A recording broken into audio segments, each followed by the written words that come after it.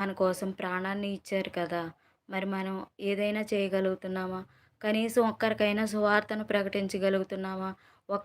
ఒక్కరినైనా సరే మనం రక్షించగలుగుతున్నామా? ఎవరినో ఎందుకు మన కుటుంబంలోనే మన బంధువులని, మన స్నేహితులని, మన చుట్టుపక్కల వారిని ఎవరికైనా దేవుడిని పరిచయం చేస్తున్నామా? దేవుని గురించి మాట్లాడుతున్నామా?